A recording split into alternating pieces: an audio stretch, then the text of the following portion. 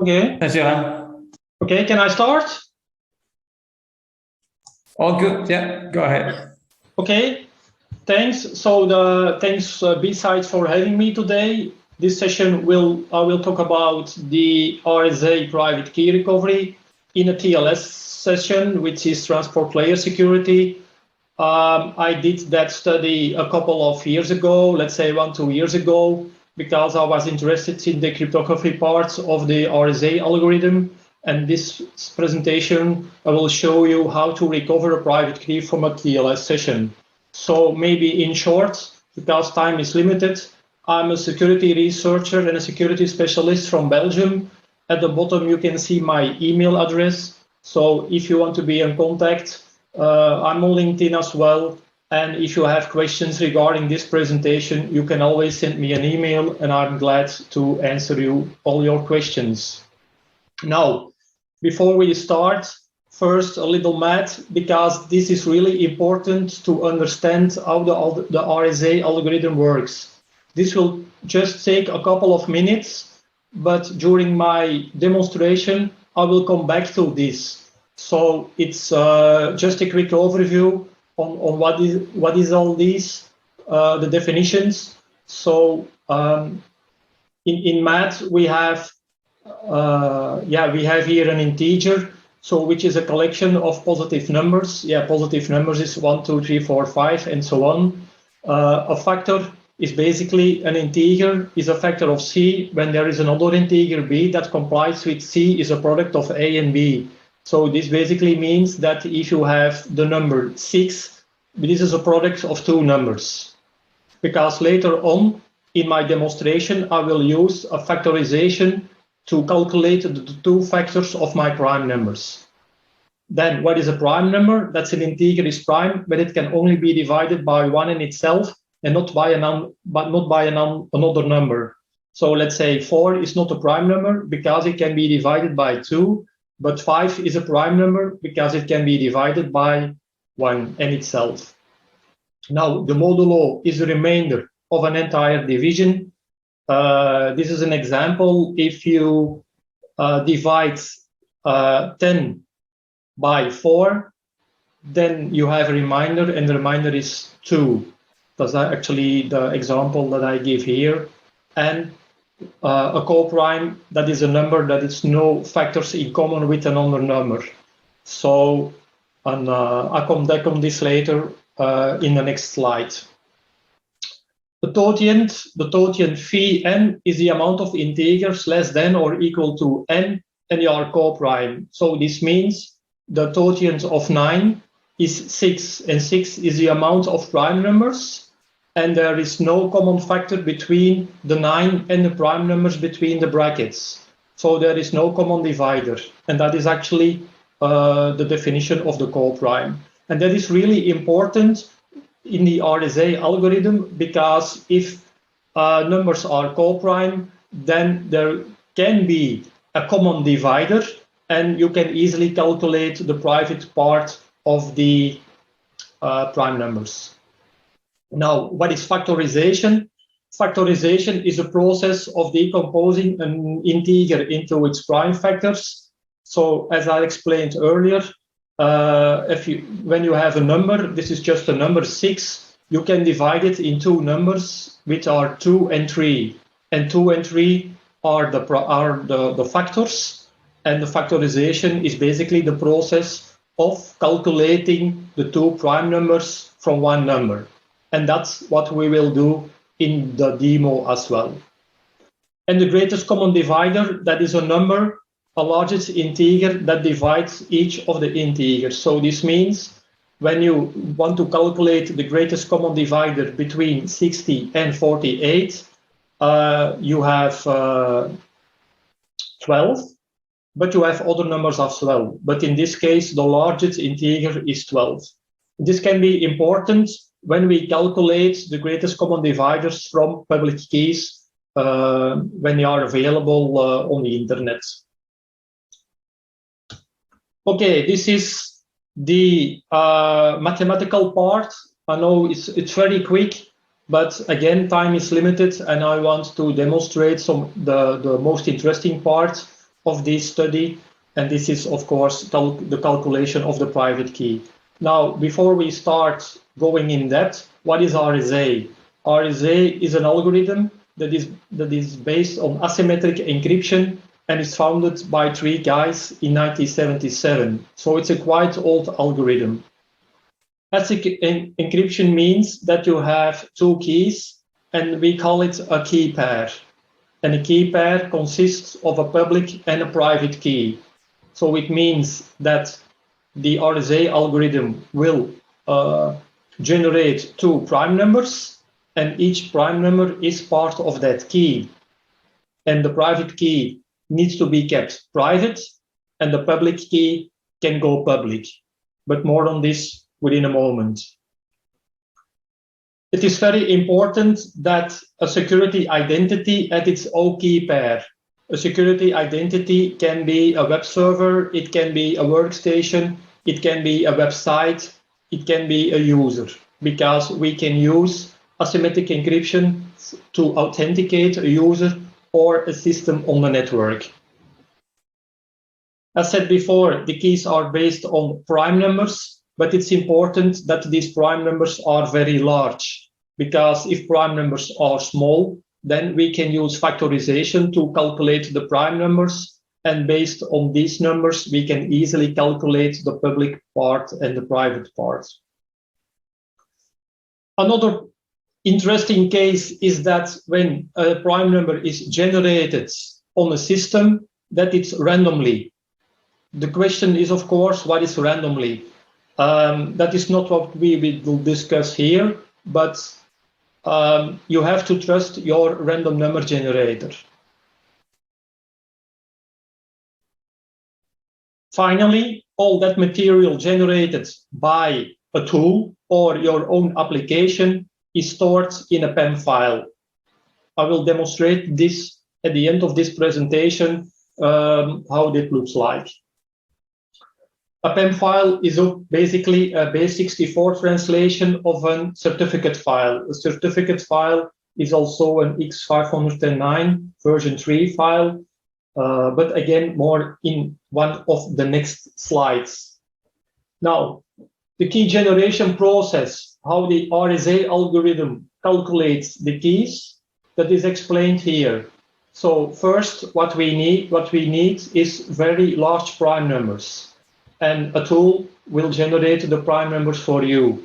It can be OpenSSL, it can be a switch, it can be whatever device that generates the prime numbers with a certain key size. And the key size can be 512, 1024 bits and more. So in the RSA algorithm, we have 2 prime numbers, and we call them P and Q. P is a prime number, and Q is another prime number.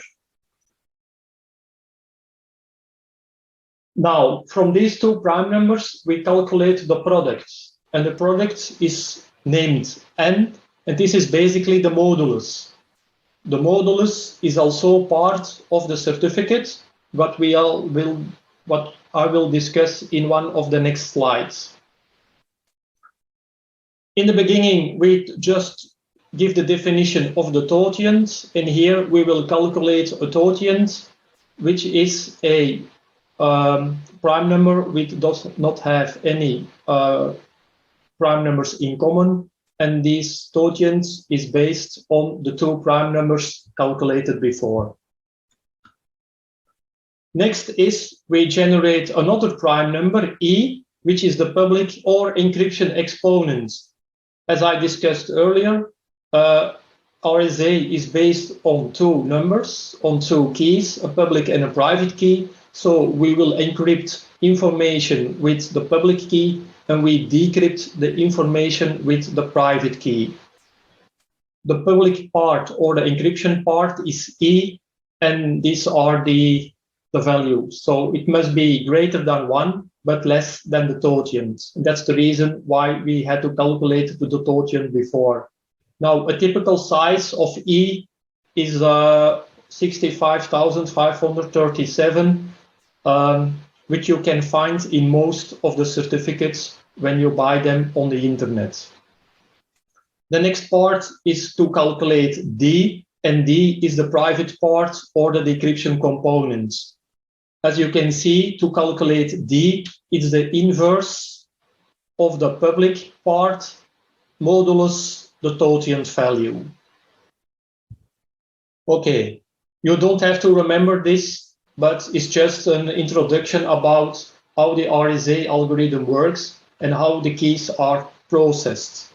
So to continue, the public part or the public key of my RSA algorithm is the modulus in combination with the public exponent, which is my E, and the private key is the modulus with the private part.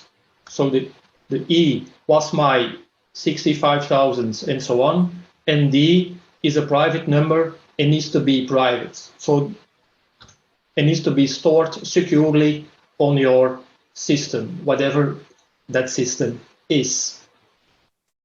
Okay, now what does this mean in practical? We cannot do anything with all this key material because our operating system will do that for us. So we need something to work with. And this is basically a certificate. A certificate is a representation of a security identity, and it contains a public key and or a private key. The certificate can be generated by using an internal certificate authority, or you can buy a certificate from an external party like GlobalSign, RapidSSL, Let's Encrypt, and so on. When the key material is generated, you need to generate a certificate signing request. This is basically a file which contains some public information like what is the email address, what is the fully qualified domain name of the website, what is the IT department, and so on. And all that information is used to digitally sign a certificate. In the certificate, what can you find in the certificate? You can find the public key and you can find the modulus. I will show that to you within a moment. When a certificate file contains as well the private key, then they call it a PFX file or a P12 file. A certificate can be used for server and client authentication. I will use a certificate for server authentication, which is assigned to my website, to my web server. So when a client connects to a web server, it downloads the certificate from the web server. It verifies the validity if the certificate is valid, and then it will check the certificate revocation list to verify that the certificate is not revoked. Then finally, the client will generate a symmetric key and will use asymmetric encryption, which means now the public key of my web server to encrypt my symmetric key, and it will send it to my web server. The web server will use its private key to decrypt the information, and then now has the same symmetric key which was previously generated on my client side. And then finally, we have a secure channel between the client and the web server, and this is then based on transport layer security, whatever version you have, 1.1.1 or 1 and 2. In my demonstration, I will use TLS 1.2 to secure the traffic. Now, this is a briefly overview on how TLS works. So first, my web browser, my client will send a client hello message to the web server with the question, hey, this is all the cipher suites I support, which do you support? The server will send its certificate and will also send a list, no, not a list, but it will choose one of the selected ciphers which was previously sent by the client, and then send its certificate back to the client. When they both have an agreement, they have the algorithm used or selected to encrypt the information, and then finally the HTTPS connection is set up. Now, this is an example of a client hello message. So here you can see a list of all the cipher suites that my client sends to the web server. And then on the next slide, we can see the answer of the slide of the server, and he will send or select one of the cipher suite. So in this case, it's TLS, RSA, the RSA algorithm, and so on. Now, what does this mean? This is a breakdown of the selected cipher suite. So the first part is the transport layer security, the protocol used to secure the information. The second part is the RSA algorithm for key exchange and authentication. The other part is we use Randall encryption or AES encryption as a symmetric key, which is 256-bit length. Then we have the counter mode. In this case, it's GCM. You have also CBC and ECB, electronic codebook. And then finally, we have the MAC, which is the message authentication code, and is based on SHA-384. Okay, now, during my study, I found a lot of vulnerabilities. Now, did I find them by myself? No, because I previously I've searched on the internet about known vulnerabilities in the RSA algorithm, and there were some other people that did some work before, but only from the mathematical part. What I did is I translated the mathematics that other people did into a Python script, and that Python script contains these vulnerabilities. Now, what we will discuss or demonstrate today is only the first one, when the RSA algorithm generates prime numbers which are close to each other. That's what I talked before, that you have to trust your random number generator. The random number generator will generate prime numbers for you, and the numbers must be far from each other. Another one is a common factor, and this means that if you generate two prime numbers, that one of the two prime numbers is common. And this can be a huge problem when certificates exist on the internet. It means that somewhere a prime number is generated, and on the other side of the world, other prime numbers are generated, but one of the two prime numbers is the one that was generated before. And there are other vulnerabilities as well, which are all available in the script. The script is not yet publicly available, but it will in the next couple of weeks or months. Now, for my demonstration, my tool will generate prime numbers which are very close to each other, and the size of the prime number can be 512 or 1024 bits. The size of the modulus is then the product of these two. So this means if my prime number is 512 bits, then my modulus is 1024 bits. If my prime number is 1K, then my modulus is 2K.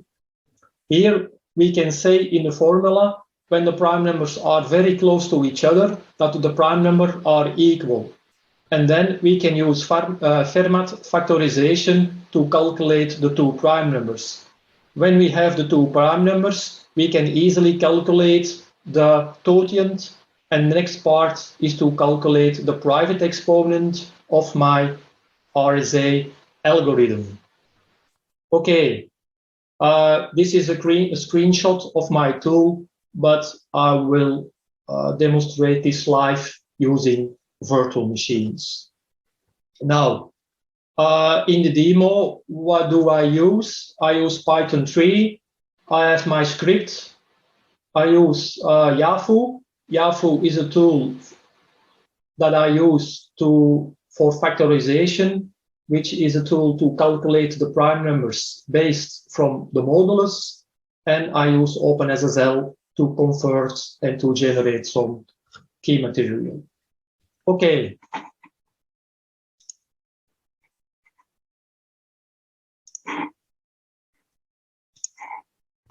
I have some virtual machines. I have a Windows server, an IIS, which contains a website, and I have my client with my tool available, which is here. So you see there are several options that you can use to generate some faulty key material, and then finally you can use the recover option to calculate the private keys, and the output will always be a PEM file which contains the private key of one of these vulnerabilities.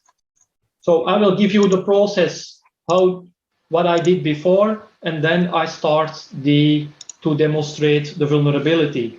So what I did before is, first you need to generate some key material, and the command that I use is generate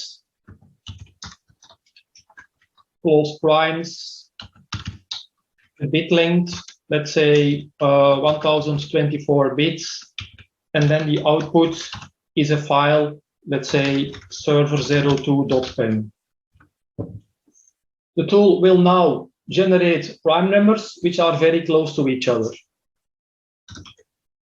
This is my server2.pem. You can see the content by using OpenSSL, RSA.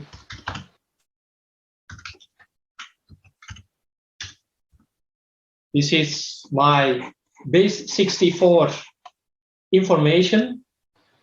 It's what I explained earlier in the slides, that the PEM file is base64, but we can easily translate this into text, and then you have this. So this is the modulus, which is n, the product of the two prime numbers. This is my public exponent, e. This is my private exponent, and these are the two prime numbers. So you can see these numbers are almost the same, except here for the last 2 bytes, let's say. Okay. Now, when you have a PEM file, the next step is to generate a certificate request, because our goal was to ask or request for a certificate which contains the public key. So the next part is basically this command, OpenSSL request new. I need a new key, which is my server, and then the output will be a CSR. Then you need to fill in some information. So you can specify the country name, the state, the locality name, the organization name. So in my case, it's a fake company called Whitehead Security, the organization name, IT. The common name is very important because this will be the fully qualified domain name of the website. So in my case, it will be whiteheadsecurity.be. And then the email address, johan@whiteheadsecurity.be. A password, it's optional. And then the output is a CSR file. That CSR file, that's something that you can use to buy a certificate or to request a certificate by Let's Encrypt. The CSR file contains as well the public key, because our result will be a certificate. When you bought or when you request a certificate from Let's Encrypt, you have a CER file, and then you need to combine the public key with the private key to generate a PFX file. And then you can install that file on your web server. So that's what I did before. So I bought a certificate based on faulty key material, and then I have a certificate for my website. When I double click on the certificate, you can see here that is issued to whitehatsecurity.be. It was digitally signed by Rapid SSL. It's valid up to next year's, and I have the corresponding private key because we know that it's based on the RSA algorithm, and we have a public and a private key. The details, we have the fully qualified domain name, and here this is the public key. The public key is my modulus, which is N, and then we have other information. This is a legitimate certificate because it works, but it contains only faulty material. Okay. To demonstrate the vulnerability, to calculate the private part of this key, because the private key is somewhere located on my web server, and from an attacker's perspective, I want to calculate the private key to decrypt my TLS session. So I go back to my machine. I remove my files that I've generated before because I don't need them anymore. What I do now is I need the public key of the certificate from that specific website. How do I do that? I can use my web browser, or I can use SSL to connect to that site with the following commands.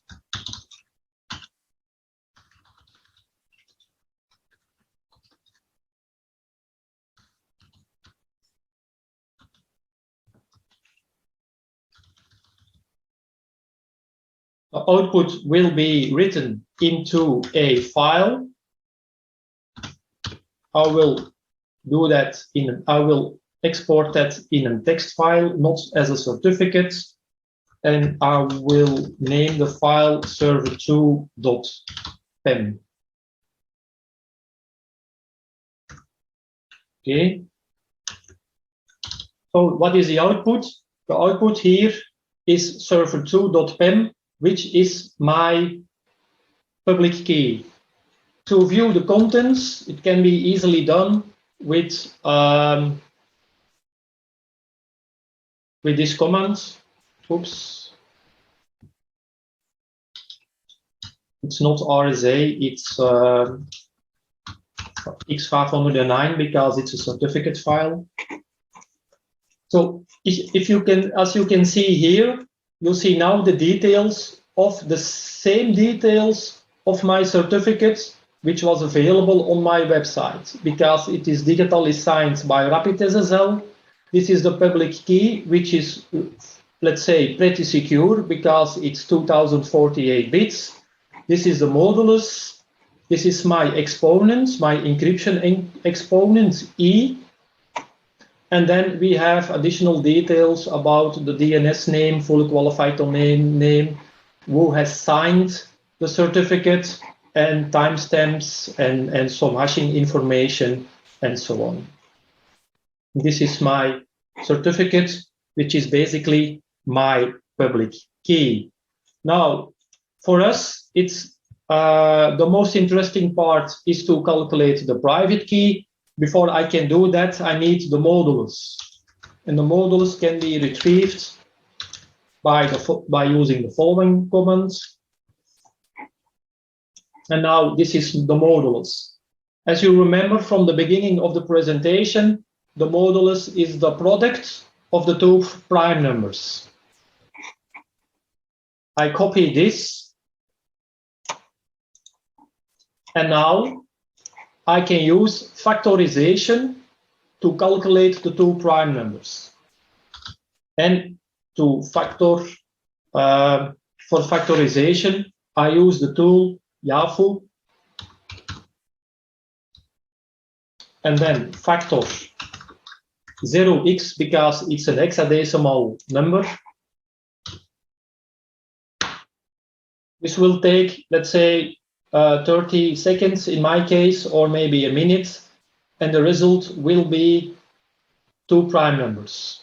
So let's wait until the numbers are calculated.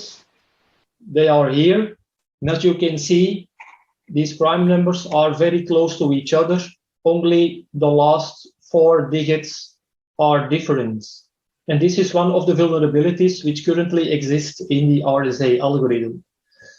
Now, I can do anything with this. I now need the private key. Now calculate the private key. I use my tool. So what I do now is Python and then my script. Now I use the switch recover, close primes, and then the first prime number is that number, and the second prime number is this number. And then I want to write the private key of the known public key into a file called server02-recover, and it's in a PEM, written into a PEM file.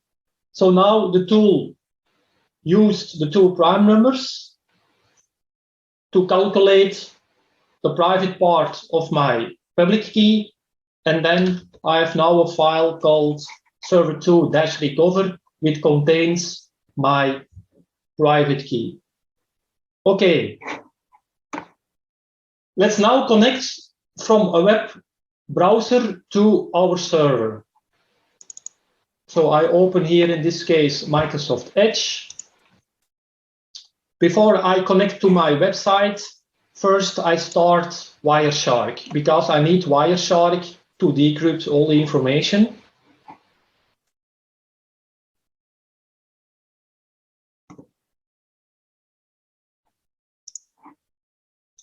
Okay.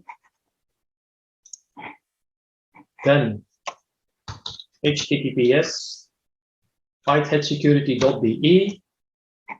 And what is a website? The website is just a basic website, and it contains a login page where you can type in a username and then a password. It's SSL or transport layer security, so I'm sure that all my personal information is encrypted. When I click on login, I'm logged in, and that's it. I can see other stuff. Now, for us, the most interesting part is to first filter the traffic between the client and the web server. And as you can see here, it is all encrypted by use of TLS, Transport Layer Security version 1.2. As I explained earlier in the slides, you can see here the client hello packet with what's sent by the client, and it contains a list of all the cipher suites that the client supports, and they are listed here. And then the server will send a server hello packet with the selected cipher suite, and it will also send the public key or the certificate to the web client, to my client.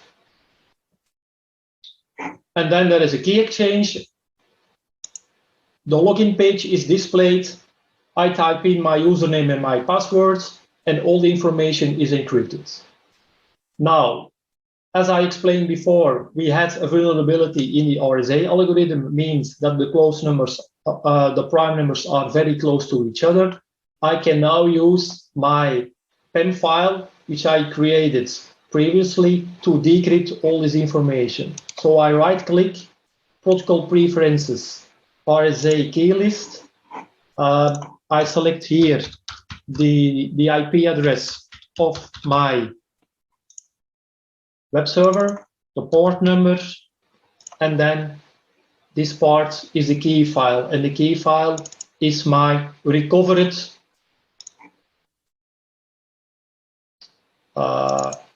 private key. This one.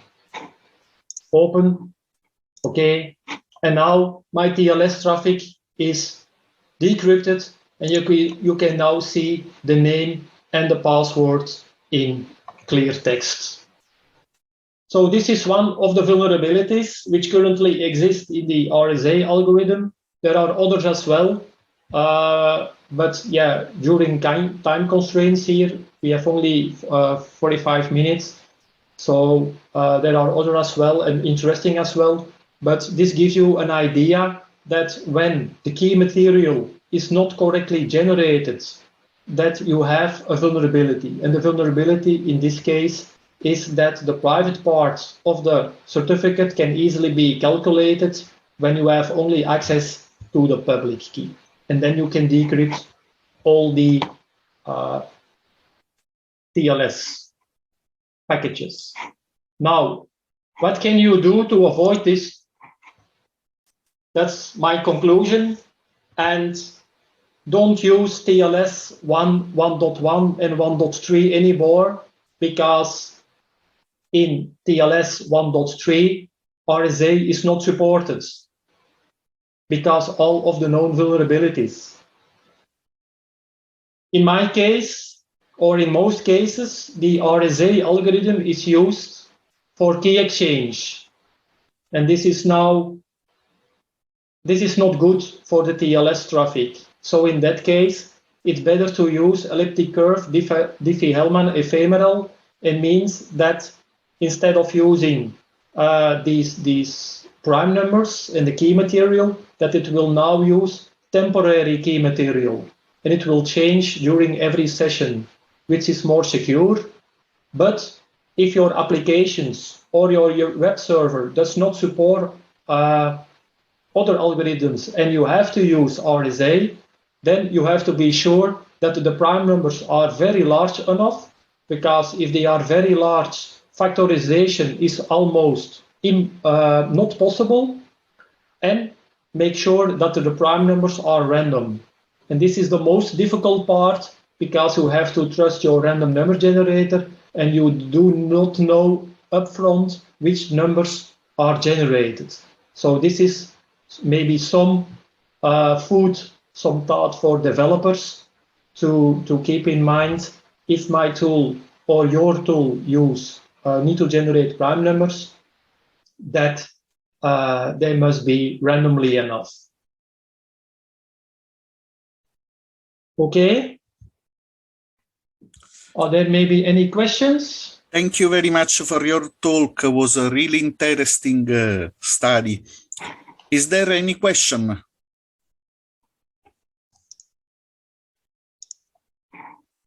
I haven't seen anyone popping up on the, as we have time, I've got a couple of questions actually for Johan. Yes. So first of all, the really great presentations. I appreciate your time today. That was super cool. What you're showing here. So what you were talking about, the that you need the two prime numbers to be close enough. So I wonder if there is any actual quantitative value for that close enough, right? Because my understanding, if they are not close enough, your tool is going to take longer to execute, or is there a specific value where that proximity stop working? Yeah.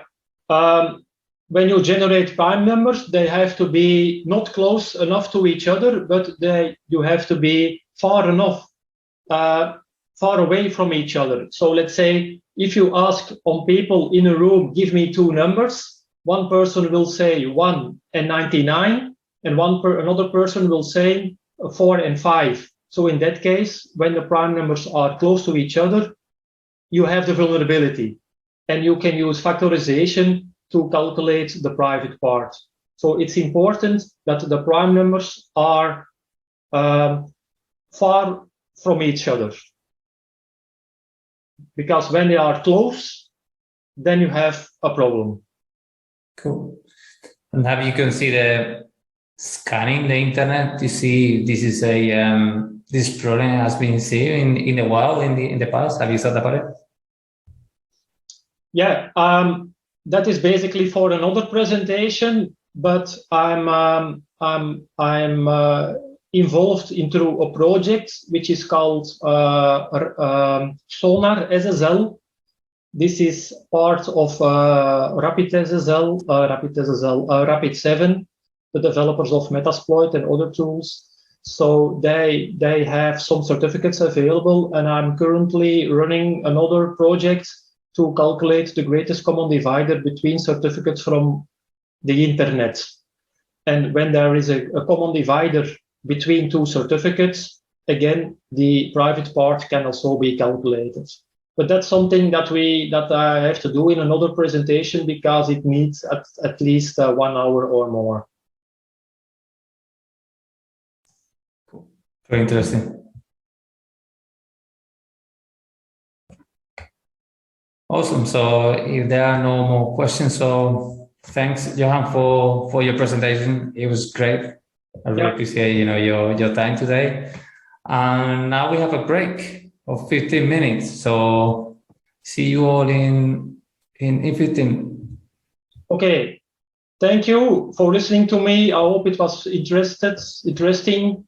And yeah, it's something that we as security professionals do not think about.